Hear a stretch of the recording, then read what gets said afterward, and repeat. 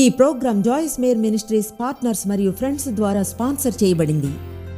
ఆయన సన్నిధిని కావాలని మనం కోరుకోవాలి. PRACNCE అంతేకాని ప్రెజెన్స్ని కాదు, PRACNTSని.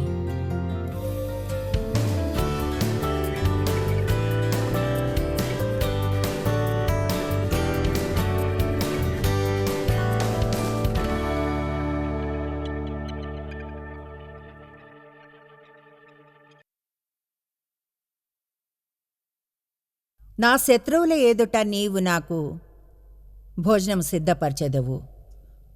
ఓకే, అదంతా దేని గురించి చూడండి. ముందుగా కాపరి యొక్క దృష్టి నుంచి టేబుల్ని ఏమంటారంటే అది టేబుల్ ప్రదేశాలు. అసలైతే ఎత్తైన ప్రదేశం, పర్వతాల శ్రేణులపైన అక్కడికి చేరుకోవడం చాలా కష్టం.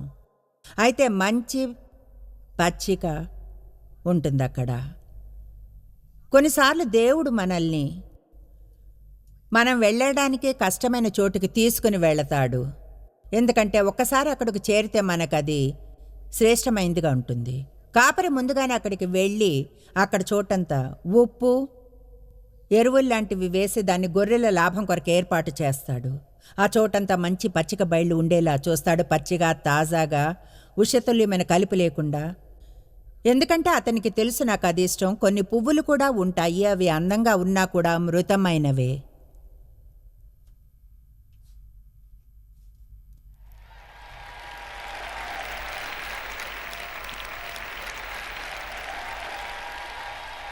కమాన్, అక్కడ కొన్ని అతనికి తెలుసు అందంగా ఉన్నది ఏదైనా గొర్రెలు తింటాయని.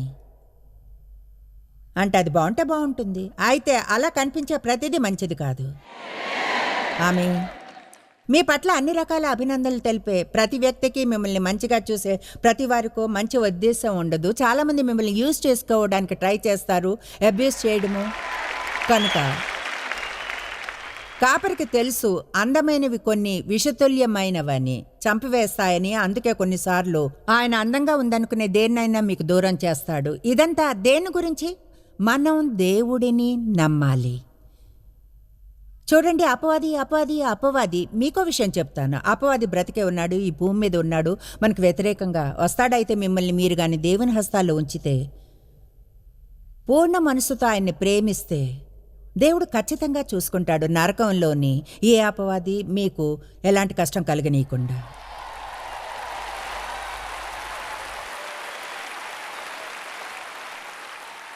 ఇప్పుడు నేను నమ్ముతాను దేవుడు మనం వెళ్ళి తినడానికి ఎల్లప్పుడూ ఒక టేబుల్ని సిద్ధపరిచి ఉంటాడని.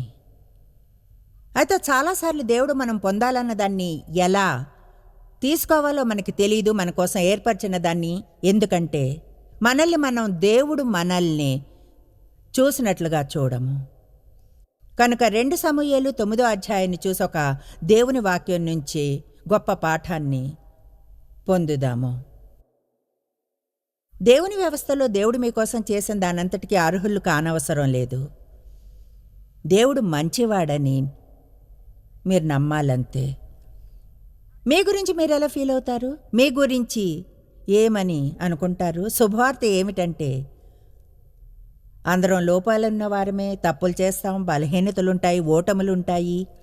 అయితే ఏదైనా దేవుడు మనల్ని ప్రేమిస్తాడు. దేవుని వాక్యంలో మీకు కనిపించే శ్రేష్టమైన వాటిల్లో ఒకటి ఇదే. సమస్యల్లో ఉన్నప్పుడు ఒకవేళ మీరు ఆత్మికతకు పర్ఫెక్ట్ ఉదాహరణ కాకున్నా సరే దేవుని వద్దకు వెళితే ఏదేమైనా ఆయన సహాయం చేస్తాడు.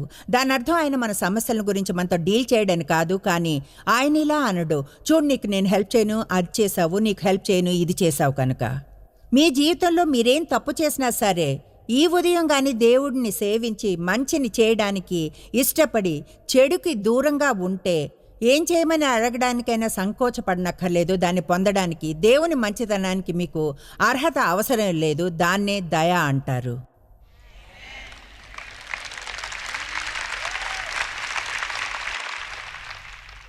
దేవా బ్లెస్ చేయి, నా పిచ్చి ఊహ కంటే ఎక్కువగా వర్ధిల్లేలా చేయి. బాయ్, తర్వాత మీరు వినేది అపవాది ఇలా అండమే, చూడు దానికి నీకు అర్హత లేదు. అప్పుడు కానీ క్రీస్తులో మీరెవరో తెలుసుకుంటే ఇలా అనవచ్చు, అది సువార్త యొక్క శుభవార్త, దానికి నాకు అర్హత లేదు, కానీ యేసుకి ఉంది, నేనది పొందుతాను. ఎందుకంటే ఆయన నామంలో దేవుని వద్దకు వస్తాను, నా పేరున వెళ్ళినందున కాదు. అది దాదాపుగా ఎలా అంటే నిజంగా ఉండడం చాలా మంచిది. దేవుని వాక్యంలోని బెస్ట్ అనాలజీ ఇక్కడుంది. 2 సమూయేలు 9:1 యోనాతాన్ను బట్టి నేను ఉపకారము చూపుటకు సౌలు కుటుంబంలో ఎవడైనా కలడా అని దావీదు అడిగెను. ఇప్పుడు ఇది దేవుళ్ళ అంటున్న దానికి సమానంగా ఉంది. క్రీస్తు శరీరంలో ఎవరైనా ఉన్నారా యేసును బట్టి నేను మంచిగా ఉండడానికి? యోనాతానుకు దావీదుకు ఒక నిబంధన సంబంధం ఉంది. మనకు దేవునితో నిబంధన సంబంధం ఉన్నట్లుగా. ఒక నిబంధన సంబంధం అంటే వారికి ఎంతో విలువ ఉండేది ఈనాడు అర్థం చేసుకునే దానికంటే. అయితే మీరు ఆ నిబంధనపు సంబంధంలో ఎవరితో అయినా ఉన్నప్పుడు మీకున్న ప్రతిదీ కూడా వారికి లభ్యమవుతుంది, వారికున్న ప్రతిదీ మీకు లభ్యమవుతుంది. అది మీ సంబంధంలో పని చేయడమే కాదు, కానీ అది మీ వంశావళి అంతటా ఉంటుంది, పిల్లలకు, ఆ తరువాత వారి పిల్లలకు. కనుక ఇప్పుడు యోనాతాను మరణించాడు. అయితే దావీదు బ్రతికే ఉన్నాడు. అతడు రాజు. సౌలు మరణించాడు. అతడు తన నిబంధనపు ఫ్రెండ్ యోనాతాను వంశావళిలోని ఎవరికైనా ఏవైనా చేయాలని అనుకున్నాడు. ఇప్పుడు మీరు తెలివైన చిన్న సెయింట్ అయితే వినండి, ఇక్కడ ఏదో పొందబోతున్నారు.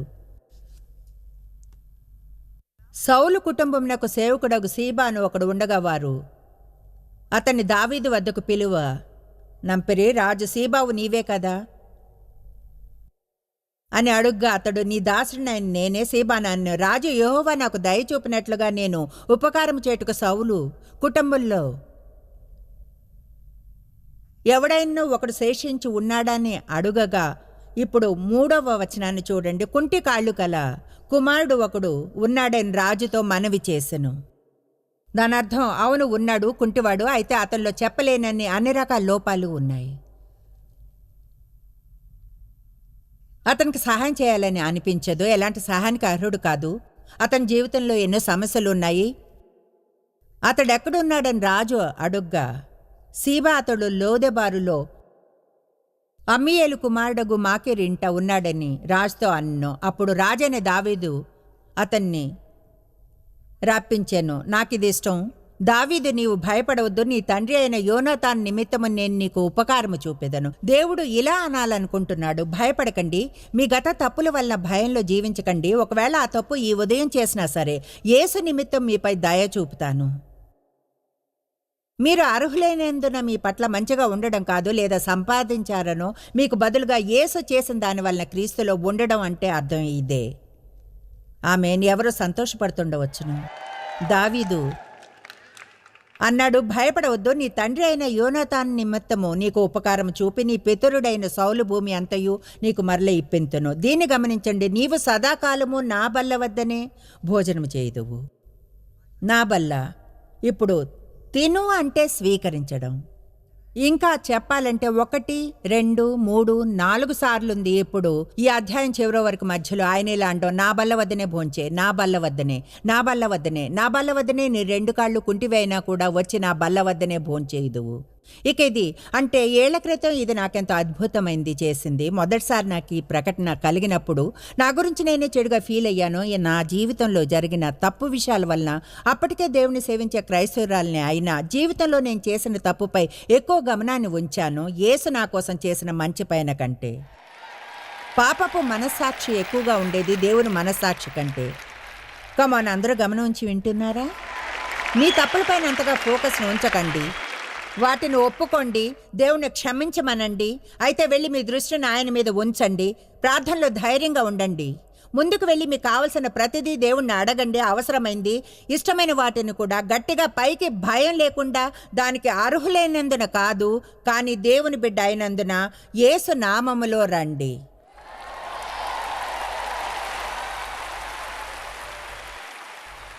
ఒకసారి ఒక స్టోర్లో ఒక ఆవిడ వద్దకు పరిగెత్తుకెళ్ళడం మర్చిపోలేను. ఒక డిపార్ట్మెంట్ స్టోర్లో పనిచేస్తుంది. ఆమె చాలా కాలంగా క్రైస్తవురాలు. అయితే ఆమె ఉన్న ఆ క్రైస్తవ వర్గం వారు ఎన్నడూ దేవుడు మన పట్ల ఎంత ధారాళంగా ఉంటాడు అన్న దాని గురించి ఎక్కువగా బోధించలేదు. ఆమెని జాబ్ విషయాలను గురించి అడిగాను. కమిషన్ బేసిస్లో జీతం ఇస్తారా లేక శాలరీ ఏమైనా ఉందా అని. ఆమె అంది, చూడండి, అసలైతే శాలరీ ఇస్తారు, కానీ మాకు కోటాస్ ఉంటాయి, వాటిని మేము చేయాలి. వాటిని కానీ ఉంచుకోకపోతే మా జాబ్ పోతుంది అని ఇంకా అంది. ఈ మధ్య ఎక్కువ మంది కస్టమర్లు రాలేదు. మేము మాట్లాడుతుంటే తెలిసింది ఆమె క్రిస్టియన్ అని అన్నాను. అయితే ప్రార్థించి దేవుణ్ణి అడగొచ్చుగా స్టోర్కి మనుషులను పంపమని. ఆమె నా వైపు ఎంతో వింతగా చూసింది. అంటే ఈమె చర్చికి వెళ్తుంది దాదాపు 30 ఏళ్ల నుండి, కానీ దేవుణ్ణి అడగాలని తెలీదు. తనకు ప్రజలను, క్లయింట్స్ని పంపి సహాయం చేయమని. ఆమె నన్ను చూసి ఇలా అంది, చూడండి, అలా అడగడం మంచి పనేనా అన్నాను. ఓ తప్పకుండా, దేవుడు బ్లెస్ చేయాలంటాడు. చెప్పేది వినండి, మీరు అడగలేదు కనుక పొందలేదు. మీరు దేవుణ్ణి దేనికోసమైనా అడగకుంటే మీరు ఏమీ పొందలేరు. నేనైతే దేవుణ్ణి ఎక్కువగా అడిగి దానిలో సగం పొందుతాను, కొంచెంగా అడిగి అంతా పొందేదానికి బదులుగా.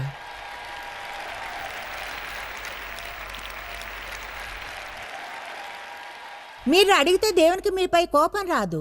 జరిగే అత్యంత హీనమైనది ఏమిటంటే దాన్ని పొందరంతే. కనుక భయపడ్డం మానండి. ఇప్పుడు ఇది చూడండి, 8వ వచనం. వచ్చి నా బల్ల వద్ద భోంచేయమని దావీదు చెప్పిన తరువాత 8వ వచనం. అతడు నమస్కరించి చచ్చిన కుక్క వంటి వాడినైనా నా ఎడలు నీవు దయచూపుటకు నీ దాసునగు నేను ఎంతటి వాడను అన్ను. సమస్య అక్కడే ఉంది. మళ్ళీ మిమ్మల్ని అడుగుతాను, మిమ్మల్ని మీరెలా చూసుకుంటారు? మీ గురించి ఏమనుకుంటారన్నదే ముఖ్యం, ఇతరులు మీ గురించి అనుకునేదానికంటే.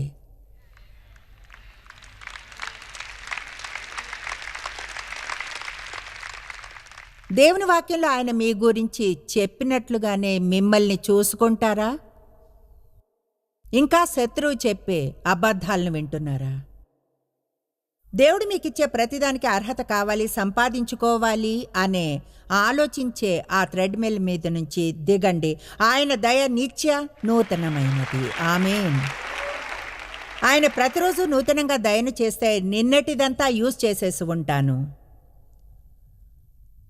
10వ వచనం చెప్తుంది, ఎల్లప్పుడూ నీవు నా బల్ల వద్దనే భోజనం చేసేదవు. 11 ఎల్లప్పుడూ నీవు నా బల్ల వద్దనే భోజనం చేసేదవు. 13వ వచనం. 13వ వచనాన్ని చదువుదాం, అందరం కలిసి చూద్దాం.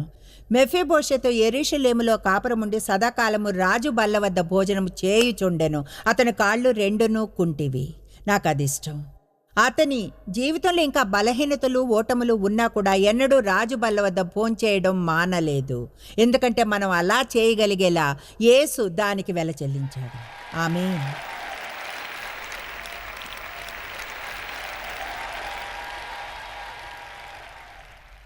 నా శత్రువుల ఎదుట నీవు నాకు భోజనము సిద్ధపరచుదువు. నాకిది ఇష్టం. సాతాను ఎవరిని మృంగుదునా అని గర్జించు సింహంలా వస్తాడని. అయితే ఇక్కడ అర్థం చేసుకోవాల్సిన విషయం ఉంది. మీకు సమస్య ఉన్నప్పుడు మీ జీవితాన్ని ఆనందించడంలో ఏ తప్పు లేదు. చెప్పింది వినలేదనుకుంటా. మీకు సమస్య ఉన్నప్పుడు మీ జీవితాన్ని ఆనందించడంలో తప్పు లేదు.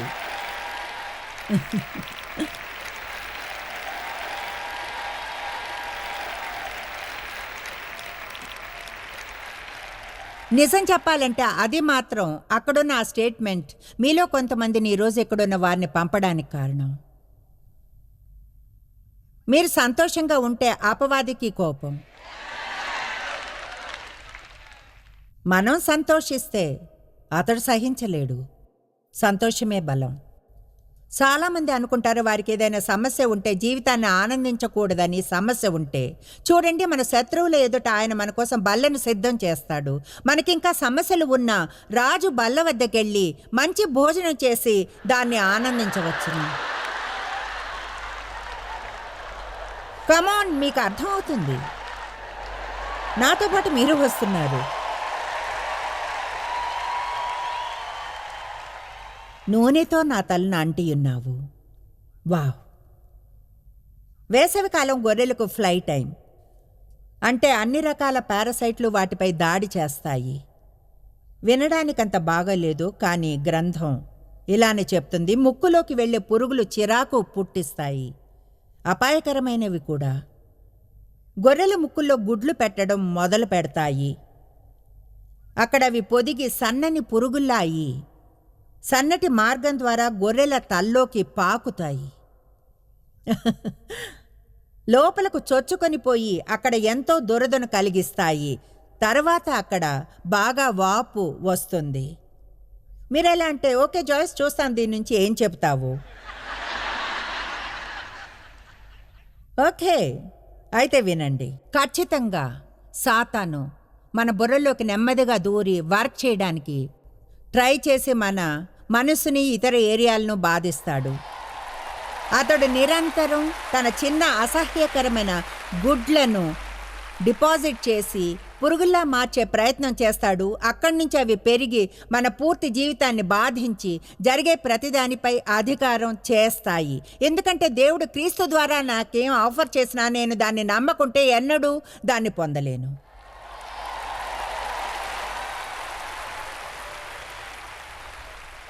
మీరు నమ్ముతూ ఉండగా మీ వరకే అనుకోండి.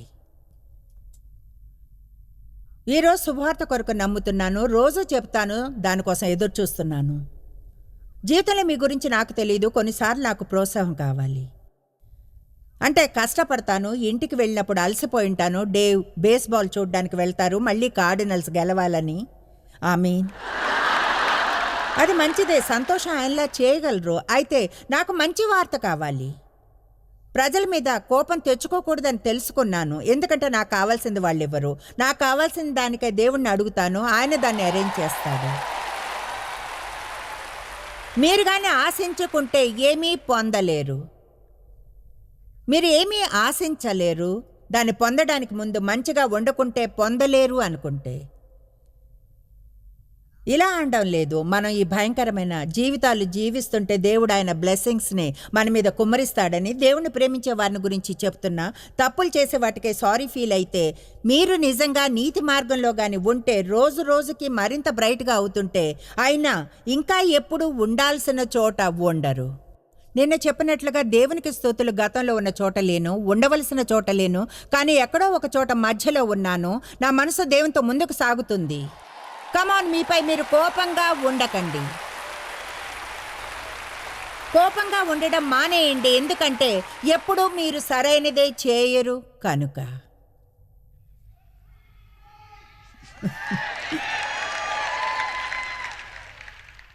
ఓయా బాయ్, అపవాది మన మైండ్ని పాడు చేస్తాడు. ఆశ్చర్యం, ఈరోజు ఈ గదిలో కేవలం ఒకవేళ ప్రపంచవ్యాప్తంగా టీవీని చూసేవారిని కానీ విడిగా తీస్తే ఆశ్చర్యం ఎన్ని అబద్ధాలు నమ్ముతాము. ఆశ్చర్యం ఎన్ని అబద్ధాలు అపవాది మీతో చెప్పి ఉంటాడో. ఏళ్ల తరబడిగా నిజం అని నమ్మినవి అవి నిజం కావని తెలుసుకోగలిగే ఒకే ఒక విధానం ఇదేం చెప్తుందో తెలుసుకోవడమే. దీని గురించిన శుభవార్త ఏమిటంటే, ఇదేదో రొమాంటిక్ నవల చదివినట్లుగా కాదు, ఇది అటువంటిదే అయినా కూడా. అయితే ఇందులో శక్తి ఉంది. మీరేమీ మంచి కాదనుకుని దీన్ని చదివితే ఎక్కువగా దేవునితో మీరు నీతిగా చేయబడ్డారు. మీలో తప్పు మాత్రమే కాదు ఉంది, కానీ దేవుడు మీకు నీతినిచ్చాడు. దానికి మీరు 1000 సార్లు చదవాల్సి రావచ్చు. అయితే చివరికి ఆ వాక్యం మీ మనసును నూతనీకరిస్తుంది, వేరుగా ఆలోచిస్తారు.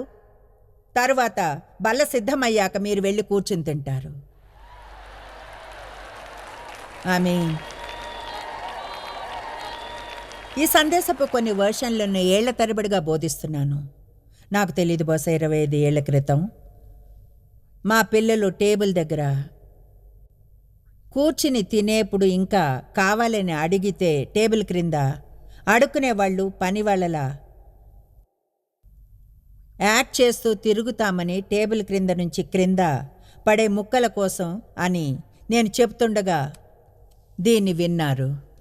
కనుక ఒక థ్యాంక్స్ గివింగ్ని మేము బాగా వర్కౌట్ చేసేవాళ్ళం. అందరం కలిసి మంచి భోజనాన్ని చేయడం, ఎక్కువగా ఫ్యామిలీస్ చేసేట్లుగానే రకరకాల వంటకాలు, చికెన్ ఉండేది, ఇంకా ప్రతి ఒక్కటి.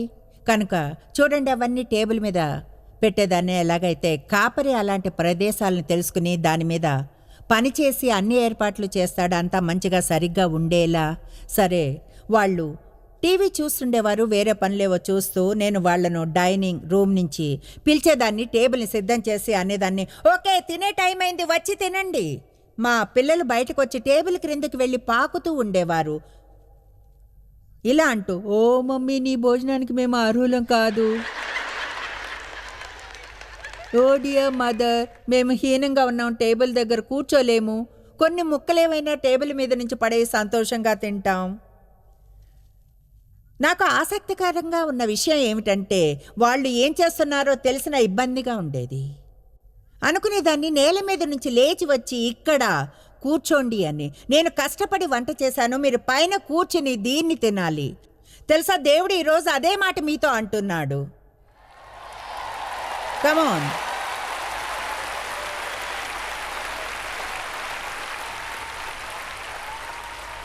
టేబుల్ క్రింద చుట్టూ పాకడం మానేయండి. కొన్ని ముక్కలతో తృప్తి చెందుతూ, దేవుడుగానంటే బల్ల సిద్ధంగా ఉందని మీరు పైకి లేచి తినండి. ఇబ్బందిగా ఫీల్ కాకండి. ఒకవేళ పొందేది నచ్చి ఇలా అనాలంటే ఇంకొంచెం కావాలి.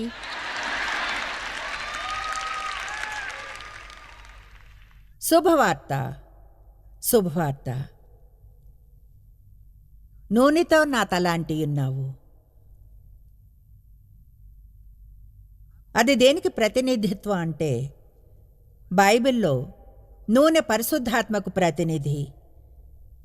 కనుక నేను నమ్ముతాను, నూనెతో నా తల అంటియున్నావు అంటే నా జీవితంలో పరిశుద్ధాత్మ సన్నిధితో నన్ను అభిషేకించమని. మీరేం చేస్తారో నాకు తెలీదు, లేదా అభిషేకం గురించి తెలీదు.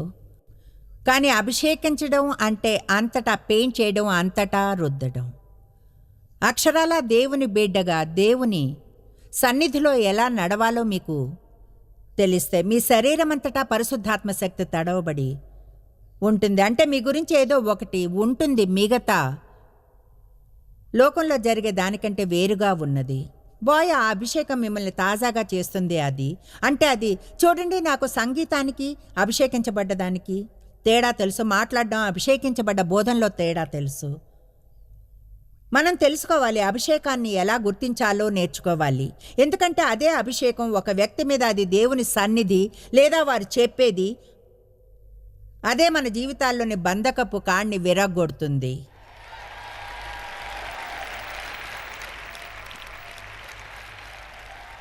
నూనెతో నా తల అంటి ఉన్నావు. తన జీవితంలో దేవుని సన్నిధి ముఖ్యత్వం దావీదుకు తెలుసు. కాపరి దావీదును గురించిన గొప్ప విషయాల్లో అదొకటి. కీర్తనలు 27:4 నా జీవితాన్నే మార్చివేసింది. యెహోవా వద్ద ఒక వరం అడిగితిని, దాన్ని నేను ఎదుకుచున్నాను. యెహోవా ప్రసన్నతను చూచుటకు, ఆయన ఆలయంలో ధ్యానించుటకును నా జీవిత కాలమంతయు నేను యెహోవా మందిరంలో నివసింప కోరుచున్నాను. దేవుడు నాకు ఇది బోధిస్తున్నప్పుడు నేను కోరుకోనిది ఒక్కటి లేదు. నా దగ్గర పెద్ద లిస్టు ఉండేది. వాటిలో ఎక్కువగా ఎక్స్ట్రా ఊలే, నాకు అవసరం లేని వస్తువులే. మీరు అందరూ వింటున్నారా? నేను ఇలా అన్నప్పుడు, దేవా, వాటిలో నాకు కావాల్సిన దానికంటే ఎక్కువగా నువ్వు కావాలి.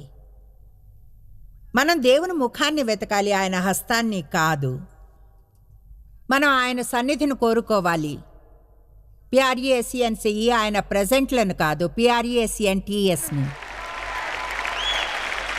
కమాన్, చెప్తున్నాను, నా చిన్న కుక్క ఏదైనా పొందగలదు ఒకవేళ అది నాతోనే ఉంటే. నా చుట్టూ తిరుగుతూ, నా కాళ్ళ దగ్గర కూర్చుని, కాళ్ళు 2 పైకెత్తి నా ఒళ్ళోకి రావాలనుకుంటే, మొన్న ఒకరోజు నా ఒళ్ళో కూర్చునుంది, దిగి డేవ్ దగ్గరకు వెళ్ళింది. నేనన్నాను, అది మంచి పని కాదు. ఈ హ్యాపీ హోమ్ నీకుంది, నేను నిన్ను కోరుకున్నందునే.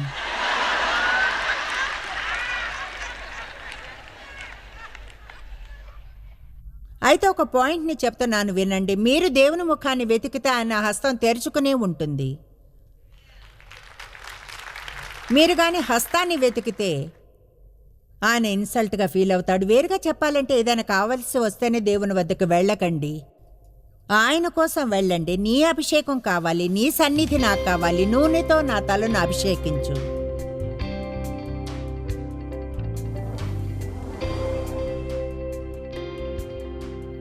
మనం ఎప్పుడూ దేవుడు మంచి కాపరి అని గుర్తుంచుకోవాలి.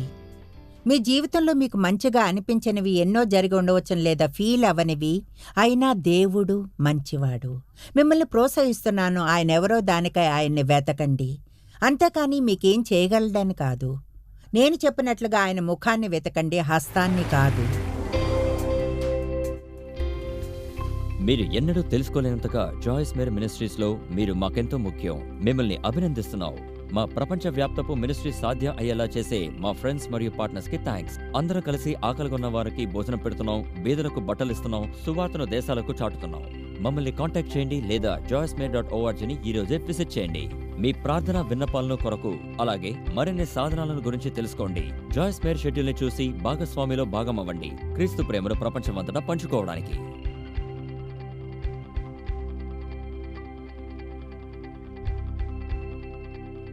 ఈ program Joyce Meyer ministries partners మరియు ఫ్రెండ్స్ ద్వారా స్పాన్సర్ చేయబడింది.